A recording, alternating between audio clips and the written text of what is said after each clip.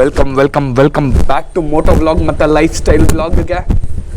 So ಬೆಳಗ್ಗೆ ಎದ್ಬಿಟ್ಟಿದ್ದೀನಿ. ರಪ್ ಅಂತ ಎದ್ದಿದ ತಕ್ಷಣ ಹೋಗ್ತಾ ಇರೋದೆ ಇವಾಗ ಎಲ್ಲಿ ಅಂದರೆ ಜಿಮ್ಮಿಗೆ. ಸೊ ಹೋಗ್ತಾ ಇರೋದೆ ಜಿಮ್ಮಿಗೆ ಇವಾಗ ರಪ್ ಅಂತ.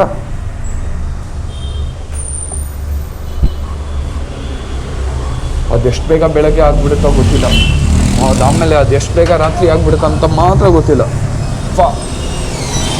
ಸೊ ಹೋಗೋದೇನೆ ಇವಾಗ ಜಿಮ್ಮಿಗೆ. ಬಾಯ್ ಚಿನ್ನು, ಬೋಳಿ ಮಗ ಚಿನ್ನು, ಬೋಳಿ ಮಗ ಚಿನ್ನು. ಅಡಾನ ಕಮ್ಮ ಒಯ್ಡೆ ಮೈ ಚಿನ್ನು ಅಲಾಲ. ಸೊ ಹೋಗ್ತಾ ಇರೋದೆ. ಇನ್ನೇನು ಮಾಡೋಣ ಗುರು, ಜೀವನದಲ್ಲಿ ಕಷ್ಟಪಟ್ಟರೆ ಮುಂದೆ ಬರೋಕ್ಕಾಗೋದು. ಬಟ್ ನಾನು ಎಷ್ಟು ಕಷ್ಟಪಡ್ತಾ ಇದ್ದೀನಿ ಅಂದರೆ ನಕ್ಕನ್ನು ಮುಂದೆನೇ ಬರೋಕ್ಕಾಗ್ತಾಯಿಲ್ಲ, ಅಷ್ಟು ಕಷ್ಟಪಡ್ತಾ ಇದ್ದೀನಿ. ಇನ್ನೆಷ್ಟು ಕಷ್ಟಪಡಬೇಕು ನನಗೆ ಗೊತ್ತಿಲ್ಲ. ಸೀರಿಯಸ್ ಆಗಿ ವೆಯ್ಟೆಡ್ ವರ್ಕೌಟ್ ಮಾಡೋಕ್ಕೆ ಅನಿಸಲ್ಲ, ಬರೀ ಕ್ಯಾಲಿಸ್ಟಾನಿಕ್ಸ್ ಮಾಡ್ಬೇಕು ಅನಿಸ್ತಾ ಇಲ್ಲ. ಒಳ್ಳೆ ಮಜಾ ಗುರು, ಏನೋ ಒಂದು ಕಲಿತಾ ಇದ್ದೀನಲ್ಲ. ಕಲಿಯೋದು ತುಂಬ ದೊಡ್ಡದು. ನಾವು ಯಾರಿಂದನಾರೋ ಕಲಿಬೋದು. ಒಬ್ಬರು ನೋಡಿ ಕಲಿಬೋದು, ಒಬ್ಬರು ಮಾತಾಡೋದು ನೋಡಿ ಕಲಿಬೋದು, ಅಥವಾ ಸುಮ್ಮನೆ ಇದ್ಬಿಟ್ಟು ಅವ್ರೇನೇನು ಹೇಳ್ತಾರೆ ಅದನ್ನು ಕೇಳಿಸ್ಕೊಬೋದು. ಎಲ್ಲರಿಂದನೂ ಕಲಿಬೋದು, ದೊಡ್ಡವರು ಚಿಕ್ಕವರು ಬಡವರು ಎಲ್ಲರಿಂದನೂ.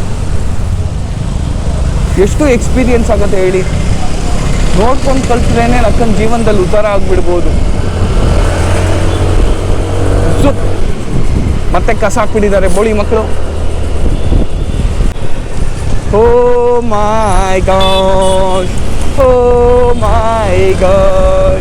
ನಾನಂತೂ ಓ ಮೈ ಗಾಡ್ ಅಂದ್ಕೊಂಡು ನಕ್ಕನ್ ಬಂದ್ಬಿಟ್ಟಿದ್ದೀನಿ ಆಲ್ರೆಡಿ. ಎಲ್ಲಿ ಅಂದರೆ ಅಚ್ಚೋಸ್ ಕ್ಯಾಲಿಸ್ಟಾನಿಕ್ಸ್ಗೆ ಜುಪ್ ಅಂತ. ಜಿಮ್ಮಿ ಓಪನ್. ಇಲ್ಲಾಂದರೆ ನಕ್ಕನ್ ಒಂದೊಂದ್ಸಲ ಜಿಮ್ ಕ್ಲೋಸ್ ಆಗಿಬಿಟ್ಟಿರುತ್ತೆ, ಸೈಕ್ ಆಗಿಬಿಡುತ್ತೆ ನನಗೆ. ಬೆಳಗ್ಗೆ ಎಷ್ಟು ಫುಲ್ ಮೋಟಿವೇಟೆಡ್ ಆಗಿ ಬರ್ತೀನಿ, ಮೇಲೆ ಗೇಟ್ ಲಾಕ್ ಆಗಿಬಿಟ್ಟಿರುತ್ತೆ. ನಕ್ಕನ್ ಫೋನ್ ಮಾಡಿದ್ರೆ ಫೋನೇ ಎತ್ತಲ್ಲ, ಸೈಕ್ ಆಗ್ಬಿಡುತ್ತೆ. ಸೈಕ್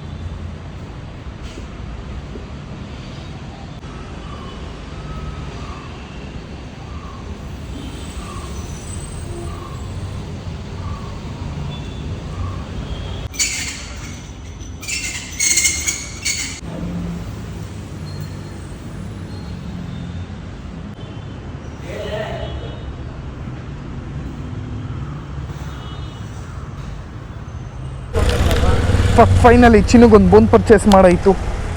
ಯಾಕಂದರೆ ಅವನು ನಮ್ಮ ಮನೆ ಫ್ಯಾಮಿಲಿ ಮೆಂಬರ್ ಥರ. ಸೀರಿಯಸ್ ಆಗಿ ನಮ್ಮ ಅಣ್ಣನ ನೆನೆಸ್ಕೊಂಡು ಅಳ್ತಾ ಇದ್ರು ನೆನ್ನೆ ಸಂಕ್ರಾಂತಿ ಹಬ್ಬದ ದಿನ. ನಮ್ಮ ಚಿನ್ನು ಎಷ್ಟು ಸೆನ್ಸಿಟಿವ್ ಅಂದರೆ ಅವ್ನಿಗೆ ಎಷ್ಟು ಅರ್ಥ ಆಗುತ್ತೆ, ನನಗೊಂಚೂರು ಅರ್ಥ ಆಗಲ್ಲ.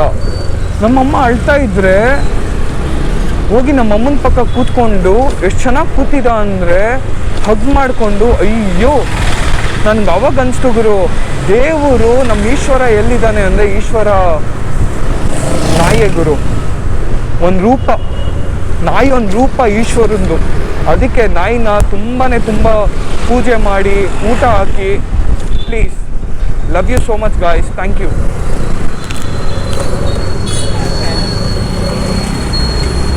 ಬೋಳಿ ಮಗಂಗೆ ಚಿನ್ನಗೆ ನಕ್ಕನ್ ಬೋನ್ ತಗೊಂಡಾಯ್ತು. ಇವಾಗ ನಾನು ಹೋಗ್ತಾ ಇರೋದೆ ಮನೆಗೆ. ದುಡ್ದೇ ಇಲ್ಲ ಗುರು, ಬೆಳಗ್ಗೆ 100 ರೂಪಾಯಿ ಹೋಯ್ತು. ಏನು ಹೇಳಿ, ಎಷ್ಟೇ ದುಡಿದ್ರೆ ಕಾಸು ಕಮ್ಮಿ ಅನ್ಸುತ್ತೆ, ದುಡ್ದಿಲ್ಲ ಅಂದರೆ ಕಾಸು ಜಾಸ್ತಿ ಅನ್ಸುತ್ತೆ. ನಾನು ಏನು ಮಾಡಲಿ ಅಂತ ನನಗೆ ಗೊತ್ತಿಲ್ಲ ಗುರು. ಸೀರಿಯಸ್ ಆಗಿ ಫಕ್ ಅನ್ಸ್ಬಿಟ್ಟಿದೆ ನನ್ನ ಜೀವನ. ದೇವ್ರಾಣೆ ಫಕ್ಕಿಂತ ಫಕ್. ಅವನ ಅಮ್ಮನ ಥೂನೇ ಅನ್ಸ್ಬಿಟ್ಟಿದೆ ಗುರು ನನ್ನ ಜೀವನ. ದೇವ್ರಾಣೆ ಎಷ್ಟು ಬೇಜಾರು ಅನಿಸ್ತಾ ಇದೆ ಅಂದರೆ, ನನಗೆ ನಾನೇ ಅನ್ಕೊತಾ ಇದ್ದೀನಿ ಅಂದರೆ ಅಂದ್ಕೊಳ್ಳಿ ಎಷ್ಟು ಬೇಜಾರಾಗ್ತಾ ಇದೆ ಅಂತ. ಫಕ್ ಅನ್ಸ್ಬಿಟ್ಟಿದೆ, ಫಕ್ಕು. ನಮ್ಮ ಅಪ್ಪನ ಏಜು ಏನಿಲ್ಲ ಅಂದ್ರೇನು ಇವಾಗ 58. ನಮ್ಮಪ್ಪ ಎನಿ ಟೈಮ್ ಹೇಳ್ತಾರೆ, ನನಗೆ ಸುಮ್ಮನೆ ಕೂತ್ಕೊಳಕ್ಕೆ ಇಷ್ಟ ಇಲ್ಲ ಕಣೋ, ನಾನು ಏನಾದ್ರು ಕೆಲಸ ಮಾಡ್ತಾನೆ ಇರಬೇಕು, ನಾನು ಬಿಸ್ನೆಸ್ ಮಾಡಬೇಕು, ಅದು ಮಾಡಬೇಕು, ಇದು ಮಾಡಬೇಕು ಅಂತ. ಅವ್ರು ಎಷ್ಟು ಮೋಟಿವೇಟ್ ಆಗಿದ್ದಾರೆ ಅಂದರೆ, ಅವ್ರಿಗೆ ಎಷ್ಟು ಕನ್ಸಿಸ್ಟೆನ್ಸಿ ಇದೆ ಅಂದರೆ, ಅದು ನೋಡ್ಕೊಂಡು ನಾನು ಏನೂ ಇಲ್ಲ. ನಮ್ಮಪ್ಪ ಎಷ್ಟು ಕಷ್ಟಪಡ್ತಾರೆ, ನಮ್ಮಪ್ಪನ ಮುಂದೆ ಏನೂ ಇಲ್ಲ. ಸೀರಿಯಸ್ ಆಗಿ ನಮ್ಮಪ್ಪ ನನಗೊಂಥರ full next level godfather ಥರ. ದೇವ್ರಾಣೆ ನಮ್ಮಪ್ಪ ಅಂದರೆ ಒಂಥರ ತುಂಬ ಇಷ್ಟ ನನಗಂತೂ. ಅವ್ರು ಕಷ್ಟಪಟ್ಟಿರೋದಕ್ಕೆ ನಾನು ಇವತ್ತಿಷ್ಟು ಚೆನ್ನಾಗಿದ್ದೀನಿ. ಚೆನ್ನಾಗೂ ಇಲ್ಲ, ಬಟ್ ಏನೋ ಸ್ವಲ್ಪ ಚೆನ್ನಾಗಿದ್ದೀನಿ ಅಷ್ಟೇ. ಬಂದ್ಬಿಟ್ಟಿದ್ದೀನಿ ಅಂಗಡಿ ಹತ್ರ. So welcome back to vlogs ಅನ್ಕೊಳ್ಳಿ. ಮೋಟೋ ವ್ಲಾಗ್ ಮತ್ತು ಲೈಫ್ ಸ್ಟೈಲು. ಇವತ್ತಿನ ರಾತ್ರಿ ರೈಡು ಎಲ್ಲಿ ಅಂದರೆ HSR layout side. Oh my gosh, let's go. ಒಳ್ಳೆ ಮಜಾ ಗುರು. ಇವತ್ತಂತೂ ದಿನ ಬೇರೆ ಚೆನ್ನಾಗಿತ್ತು. ಬೆಳಗ್ಗೆ ಏನೋ ಕೆಲಸ ಕಾರ್ಯ ಅಷ್ಟೊಂದೇನು ಇರಲಿಲ್ಲ. Full rest plus video editing ಸಕ್ಕತ್ತಾಗಿತ್ತು ಅಂದ್ಕೊಳ್ಳಿ. ಒಳ್ಳೆ ಮಜಾ ಇತ್ತು ಇವತ್ತಿನ ದಿನ. ಇವಾಗ ನಾನು ಹೋಗ್ತಾ ಇರೋದೆ HSR ಲೆವೆಟ್ಗೆ. ಓಹೋ,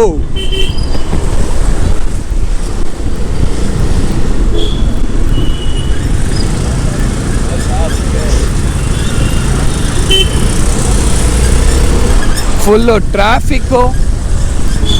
ಯಾವ ಥರ ಟ್ರಾಫಿಕ್ಕು ಅಂದರೆ ಹೇಳಂಗಿಲ್ಲ ಕೇಳಂಗಿಲ್ಲ, ಆ ಥರ traffic. Hey bro, congrats for the new bike. ಸಖತ್ತಾಗಿದೆ ಬೈಕು ಬ್ರೋ, ಬೈಕ್ ಸಖತ್ತಾಗಿದೆ bro. Apache RTR next level bro, crazy. All the best, ride safe bro. ಎಷ್ಟು? 2.5 ಲಕ್ಷ. ಬುಕ್ ಮಾಡಿದ್ದೆ ಗಾಡಿ ಅವ್ರು ಸ್ಟಾಕಲ್ಲಿ ಇಲ್ಲ ಅಂತ ಹೇಳಿದ್ರು. ಟೆಸ್ಟ್ ರೈಡ್ ಬುಕ್ ಮಾಡಿದ್ದೆ, ಅವಾಗ ಸ್ಟಾಕ್ ಇರಲಿಲ್ಲ, ತರ್ಸ್ಕೊಡ್ತೀವಿ ಅಂತ ಹೇಳಿದ್ರು.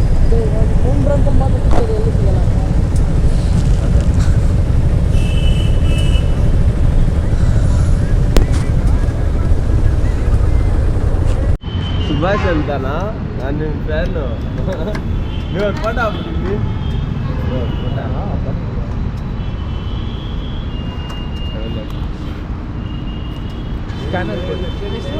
160. ಜಿಮ್ಗೆ ಬರ್ತಿದ್ದೀರಾ? ಇಲ್ಲ ಬ್ರೋ, ಇಲ್ಲೇ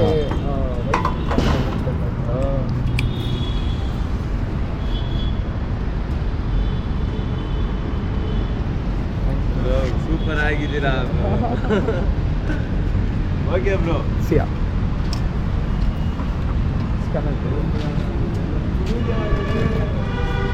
ಡೈಲಿ ನೋಡ್ತೀನಿ ಬ್ರೋ, ಬೆಳಿಗ್ಗೆನೆ ಬ್ರಷ್ ಮಾಡ್ಕೊಂಡು ಬರ್ತೀರಲ್ಲ.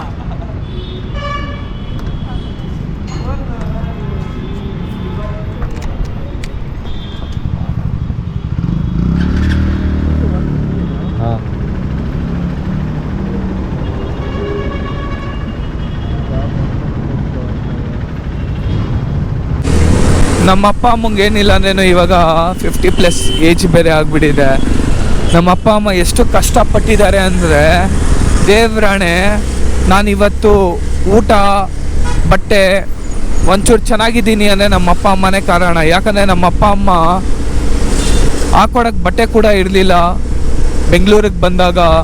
ಬಟ್ ಇವಾಗ ನಾನು ಎಷ್ಟು ಚೆನ್ನಾಗಿದ್ದೀನಿ ಅಂದರೆ ಎಲ್ಲ ನಮ್ಮ ಅಪ್ಪ ಅಮ್ಮನಿಂದಾನೆ. ಬಟ್ ಇವಾಗ ಒಂಚೂರು ಕಷ್ಟ ಬಂದುಬಿಟ್ಟಿದೆ ನಮ್ಮ ಅಣ್ಣ ಹೋದ ಆಮೇಲೆ.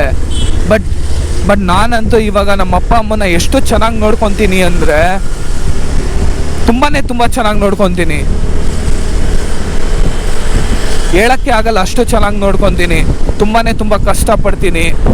ನಮ್ಮ ಅಪ್ಪ ಅಮ್ಮನ ತುಂಬ ಚೆನ್ನಾಗಿ ನೋಡ್ಕೊತೀನಿ. ಅವ್ರಿಗೆ ನಾನು ಒಬ್ಬನೇ ಇವಾಗ ಎಲ್ಲ ಇರೋದಲ್ವಾ. ಸೊ ಮನೆಗೆ ಬೇಗ ಹೋಗ್ತೀನಿ, ಹೇಳಿದ ಮಾತೆಲ್ಲ ತುಂಬ ಕೇಳ್ತೀನಿ. ಬಟ್ ಇರಿಟೇಟ್ ಆದೇನೋ ಏನು ಮಾಡೋಕ್ಕಾಗಲ್ಲ, ಬಟ್ ಕೇಳ್ತೀನಿ. ಇವಾಗ ನನಗೆ ಯಾರೂ ಇಲ್ಲ, ನನಗಿರೋದು ಜಸ್ಟ್ ನಮ್ಮ ಅಪ್ಪ ಅಮ್ಮ ಒಬ್ಬರೇ.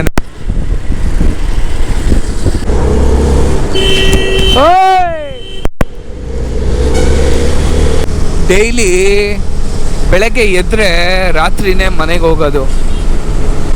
ಎಷ್ಟು ಕಷ್ಟಪಡ್ತಾ ಇದ್ದೀನಿ ಅಂದರೆ ಬೆಳಗ್ಗೆಯಿಂದ ರಾತ್ರಿ ಅಲ್ಲಿಂದ ಇಲ್ಲಿ, ಇಲ್ಲಿಂದ ಅಲ್ಲಿ, ಅದು ಮಾಡು ಇದು ಮಾಡು, ಎಲ್ಲ ಥರ ಕೆಲಸಗಳು ಮಾಡು. ಮನೆಗೆ ಬರ್ತೀನಿ, ಓಕೆನಾ. ಮನೆಗೆ ಬಂದಿದ ತಕ್ಷಣ ಒಂಚೂರು ನೆಮ್ಮದಿ ತಗೊಳೋಣ, ನೆಮ್ಮದಿಯಾಗಿರೋಣ.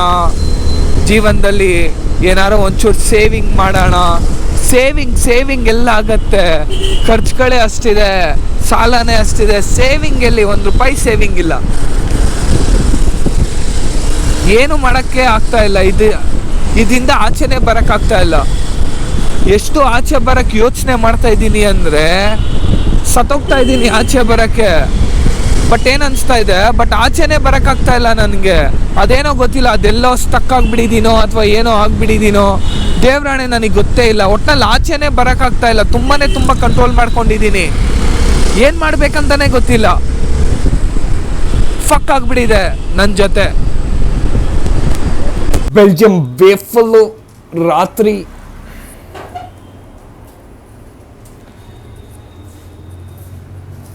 ಬ್ರೋ, ಅದು ಪಾರ್ಸಲ್ಲು 2 ನಟೆಲ್ಲ, 1 ನಟೆಲ್ಲ ಇಲ್ಲೇ ಕೊಟ್ಬಿಡಿ, 1 ನಟೆಲ್ಲ ಪಾರ್ಸಲ್ ಕೊಟ್ಬಿಡಿ.